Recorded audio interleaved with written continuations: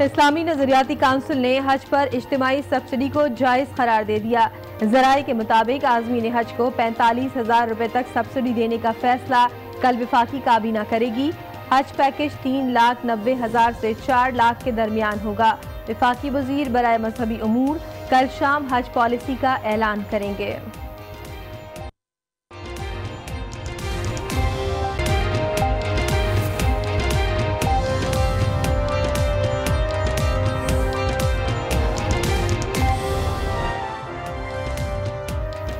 अस्सलाम वालेकुम। आज 12 बजे में आपको कहेंगे खुशामदीद। मैं हूँ शाइस्ता इकबाल और मैं हूँ मोनिस रजा।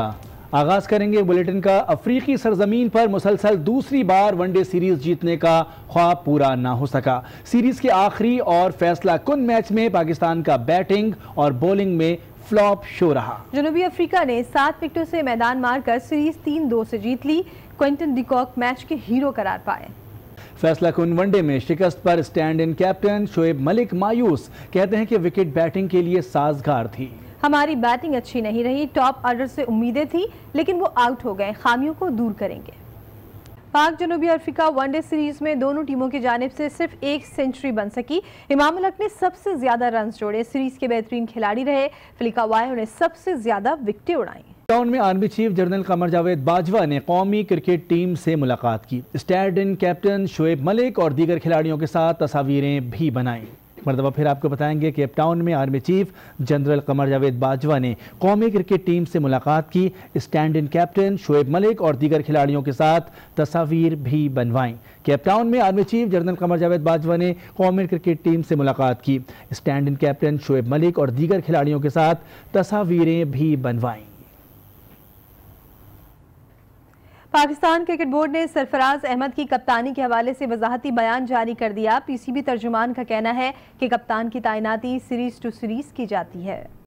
सऊदी अरब के वली अहद शहजादा मोहम्मद बिन सलमान का आइंदा माह पाकिस्तान के दौरे का इम्कान है। जराये के मुताबिक सऊदी अरब पाकिस्तान में तकरीबन 15 अरब डॉलर्स की सरमायाकारी का ऐलान करेगा। इसी वाले से मजीद जानेंगे आज न्यूज़ के नुमाइंदे नवीद अकबर से। जी नवीद, आगाह कीजिएगा इस दौरे से मुताल्लिक। जी, जराये का कहना है कि मुख्तलिफ तारीखें जो है दौरे की वजह ज़ेरे गौर है। 15 फरवरी से 17 फरवरी के दरमियान ये दौरा हो सकता है। दौरे के दौरान सऊदी वली अहद के साथ 102 रुकनी वफद आएगा, जिसमें सऊदी वज़रा भी होंगे। सऊदी वली अहद पाकिस्तान की कौम से भी खिताब करेंगे। इस दौरे के दौरान 15 अरब डॉलर के करीब तारीखी सरमायाकारी का ऐलान किया जाएगा। जराये का कहना है कि सऊदी अरब ग्वादर में पेट्रोकेमिकल कम्प्लेक्स तामीर करेगा। ऑयल रिफाइनरी भी इसका हिस्सा होगी। जबकि सऊदी वली अहद के दौरे के दौरान सरमायाकारी के हवाले से मुफावत की यादाश्तों पर भी दस्तखत किए जाएंगे। इसके अलावा जराये का कहना है कि पाकिस्तान मुफ्त तेल के हवाले से या उधार तेल के हवाले से भी बातचीत करेगा इस दौरे के दौरान। जी बहुत शुक्रिया नवीद अकबर। इस्लामी नजरियाती काउंसिल ने हज पर इज्तिमाई सब्सिडी को जायज़ करार दे दिया। ज़राए के मुताबिक आज़मीन हज को 45,000 रुपए तक सब्सिडी देने का फैसला आज वफाकी काबीना करेगी।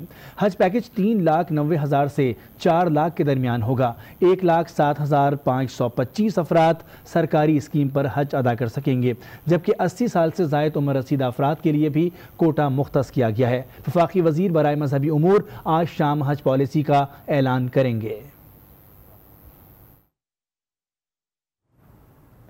इस्लामी नजरियाती काउंसिल के चेयरमैन डॉक्टर क़िबला यास का कहना है कि रियासत मदीना के मॉडल के खदोखाल के लिए वर्किंग ग्रुप कायम कर दिया है, जो आइन और कानून की रोशनी में सिफारिशात मुरत्तिब करेगा। वो इस्लामाबाद में मीडिया से गुफ्तगू कर रहे थे।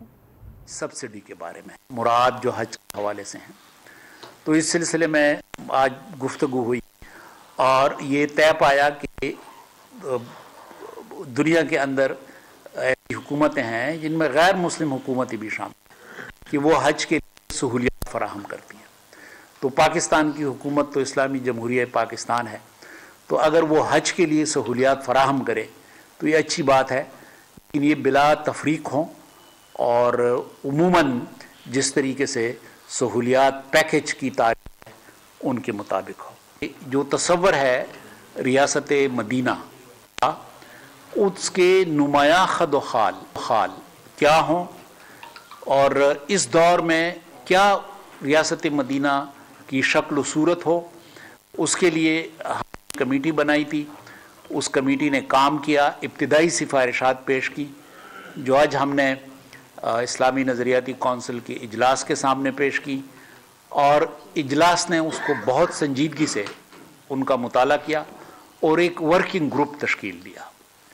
वर्किंग ग्रुप जो है वो इन सिफारिशात का जायज़ा लेगा, इनको बेहतर बनाएगा, इस पर मज़ीद काम करेगा। और अब आपको बताएं, मरी में बर्फबारी का सिलसिला जारी है। मुल्क भर से आने वाले सयाह बर्फबारी से खूब लुत्फानंदोज हो रहे हैं। मजीद तफसीलात बता रहे हैं आज न्यूज़ के नुमाइंदे अब्दुल हमीद अब्बासी। जी अब्दुल हमीद, मरी में इस वक्त क्या मनाजिर देख रहे हैं? जी बिल्कुल, मलका कोसार मरी में बर्फ़बारी का सिलसिला एक दफ़ा फिर शुरू हो गया है और जिसकी वजह से सर्दी की शिद्दत में इजाफा हो गया है। मुल्क भर से सेहों की बड़ी तादाद भी बर्फ़बारी से इंजॉय करने के लिए मरी पहुंची हुई है।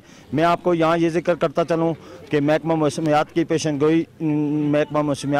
गोई की है कि आइंदा ये बर्फ़बारी का जो सिलसिला है आइंदा 48 घंटे तक जारी रहेगा। अभी मरी बार रोड सेहों से खचाखच पड़ा हुआ है और खूब वो एंजॉय कर रहे हैं। अभी मेरे साथ सियाह मौजूद हैं, हम उनसे पूछते हैं कि वो बर्फ़बारी से कैसे एंजॉय कर रहे हैं। जी बहुत मज़ा आ रहा है, बहुत ये हल्की हल्की हो रही है। अभी हम तो चाह रहे हैं कि ज़्यादा बर्फ़बारी हो, हम ज़्यादा एंजॉय करें। जी बिल्कुल, जिस तरीके से इन्होंने बताया है आपको कि बर्फ़बारी से खूब एंजॉय कर रहे हैं। बर्फ़बारी कभी हल्की हो जाती है और कभी तेज़ हो जाती है और बर्फ़बारी का ये सिलसिला आइंदा 48 घंटे तक जारी रहेगा।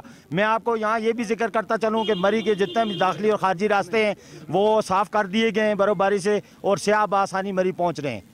नून लीग के सेनेटर जावेद अब्बासी ने वज़ीर ख़ारिजा शाह महमूद कुरैशी के फैसला कुन ताकतों के हवाले से बयान पर उनसे वजाहत देने और ये सवाल पार्लियामेंट में उठाए जाने का मुतालबा कर दिया। जबकि चौधरी मंजूर ने कहा कि सबको पता है कि पाकिस्तान में फैसले कौन करता है। दोनों आज न्यूज़ के प्रोग्राम स्पॉटलाइट के मेहमान थे। शाह महमूद कुरैशी साहब के लिए लाजम है कि वो क्लैरिटी दें, वो क्लियर करें। एक बड़ा क्वेश्चन उठाया है, क्वेश्चन उन्होंने चूंकि खुद बात की है इसलिए ये बात उठी। अगर वो खुद ना बात करते तो मीडिया में ना उठाता, ये सेंटर पाकिस्तान में ना भी उठाती। तो अब ये वलीद इकबाल साहब ने जो बातें कही हैं, उन्होंने कहा कि जब वो कहते थे कि अंपायर की अंगली खड़ी हो तो उनका मतलब यही था कि अवाम वोट देंगे। उस वक्त तो जब वो कह रहे थे कि अंपायर की अंगली खड़ी करें तो उस वक्त तो शायद वोटों का दिन नहीं थे। उस वक्त तो उन्होंने उस वक्त किया था जब उन्होंने एक धरना दिया हुआ था। उस वक्त इलेक्शन को हुए कुछ थोड़ा अरसा हुआ था 2013 के इलेक्शन में, तो उन्होंने ये बातें शुरू की थी। लेकिन मेरा ख्याल है कि अब कुरैशी साहब को आकर किसी न किसी हाउस में जवाब देना चाहिए और पाकिस्तान की कौम को बताना चाहिए कि वाकई उनका मतलब आवाम था या उनका मतलब कोई ऐसे हाथ है जिन्हें हम नहीं जानते। वो उन्हें एक्सप्लेन करें और अगर ये बात उन्होंने कही है तो ये बड़ी खतरनाक है, बहुत ही ज्यादा डेंजरस है। इससे साबित हो गया है कि फिर अवाम जहां तब्दीली नहीं लाती बल्कि कोई कुव्वतें तब्दीली लाती है और इन्होंने उन कुव्वतों को भी डिस्प्यूटेड करने की कोशिश की। अगर कोई है जो उनको पता है तो ये मामला उनको जरूर जवाब देना चाहिए। ठीक है, चौधरी मंजूर साहब, आपको भी लगता है कि उनको पार्लियामेंट में आके जवाबदेह होना चाहिए? नहीं, मेरा नहीं ख्याल है इस पे कौन सी जवाबदेही वाली बात है। शाह महमूद कुरैशी ना तो बच्चे हैं ना, अगर उनकी बातों का कोई और मकसद लिया जाए तो वो वजीर खारजा इस मुल्क के बड़े एक्सपीरियंस्ड आदमी हैं और अगर इतना एक्सपीरियंस्ड आदमी ये कह रहा हो तो फिर उस बात को मान लेना चाहिए। मेरा तो ख्याल है, मैं तो दूसरी राय नहीं है। और उन्होंने जिन कुव्वतों के बारे में कहा है वो एक कुव्वतें हैं जो फैसला कुन कुव्वतें हैं पाकिस्तान के अंदर, इसमें किसी को कोई शक है? मेरा तो ख्याल है DGISPR को आकर रिबटल देना चाहिए। अगर वो है तो उन्हें कहना चाहिए कि नहीं, हमारा कोई इंटरेस्ट नहीं है, हमारा कोई इंटरफेरेंस नहीं है, कोई चीज़ नहीं है। अब इसके बाद किसी रेडी वाले से भी पूछे तो वो भी बता देंगे कि इस मुल्क की फैसला कुन कुव्वतें कौन है। सबको पता है कौन फैसले करता है, कहाँ पे फैसले होते हैं, कैसे होते हैं। सो फैसला कुन कुव्वतों को अगर कह दिया है तो मैं तो नहीं समझता शाह महमूद साहब ने कोई ऐसे ही को बड़क मार दी है। तो अगर कहा है, इस मुल्क के वजीर खारजा ने कहा है, तो आप उसको ट्रस्ट नहीं कर रहे। वजीर उस्मान बुज़दार की बतौर वज़ीर आला पंजाब तकर्री पर पीपल्स पार्टी की रहनुमा रुबीना खालिद कहती हैं कि गलत फैसले को ठीक कहना उससे भी बड़ी गलती है। सादगी किसी पोजीशन की मेरिट नहीं है। आपको खुद काम नहीं आता तो दूसरों से क्या करवाएंगे। माइज़ा हमीद ने कहा कि उस्मान बुज़दार काम भी नहीं कर रहे और प्रोटोकॉल भी लेते हैं, जबकि मलिका बुखारी ने कहा कि बुज़दार साहब पर हमें पूरा एतबार है, उन्होंने बहुत सारी पॉलिसियाँ बनाई हैं। ये गुफ्तगू हुई आज न्यूज़ के प्रोग्राम फैसला आपका में। डिसीजंस बंदे से गलत हो जाते हैं एट टाइम्स। मैं और आप कोई भी गलत एक फैसला कर सकता है, लेकिन उस पे बड़ी गलती वो ये करे कि फिर वो उस फैसले को मनोआन हर एक को कहे कि ये मैंने ठीक किया है, जब वो नजर आ रहा हो कि ये ठीक नहीं है। सादा आदमी है, मतलब लेकिन मुझे बताए ना, देखिए सादगी के और भी बड़े मैं उस किस्म के अल्फाज इस्तेमाल नहीं करना चाहती, लेकिन एक सादगी कोई मेरिट नहीं है किसी पोजीशन पे बैठ के काम करने का, और फिर वो सबसे बड़े सूबे की जो है चीफ एग्जीक्यूटिव का काम करने का। और सबसे बड़ी बात जो ये है कि आपको अगर काम खुद नहीं आता तो आप दूसरों से कैसे करवाएंगे। प्रोटोकॉल पे भी इनको जो यू टर्न लेना पड़ता है, क्योंकि प्रोटोकॉल भी ये लेते हैं, सादा भी वो नहीं है, काम भी वो नहीं कर रहे, तो ना कोई प्रोजेक्ट्स नजर आ रहे हैं, ना कोई ऐसी चीज नजर आ रही है, कोई कंस्ट्रक्टिव चीज नजर आ रही हो कि भाई हम ये कर रहे हैं, पंजाब असेंबली में कर रहे हैं, कोई legislation. Buzdar sahab, in our criteria, in our understanding, and in accordance with the prime minister's wishes is that person. और हमने देखा है कि अपने 6 महीने के दौरे हुकूमत में उन्होंने इन सब क्वालिटीज को डिस्प्ले किया है, तो हमें उन पे पूरा एतमाद है। और जब हमारा 100 डे एजेंडा कंप्लीट हुआ, उसके अंदर उन्होंने प्राइम मिनिस्टर को एक प्रेजेंटेशन दी और एक बड़ा इवेंट भी हुआ, जिसके अंदर उन्होंने बताया कि उन्होंने बहुत सारी पॉलिसीज बनाई हैं, जिसके अंदर एक वाटर कंजर्वेशन पॉलिसी है, एक लेबर पॉलिसी है, उन्होंने रिसेंटली एक चाइल्ड लेबर पे बिल भी पास किया है, एक स्किल्स ट्रेड डेवलपमेंट अथॉरिटी बनाई है, तो वहां पे काम हो रहा है।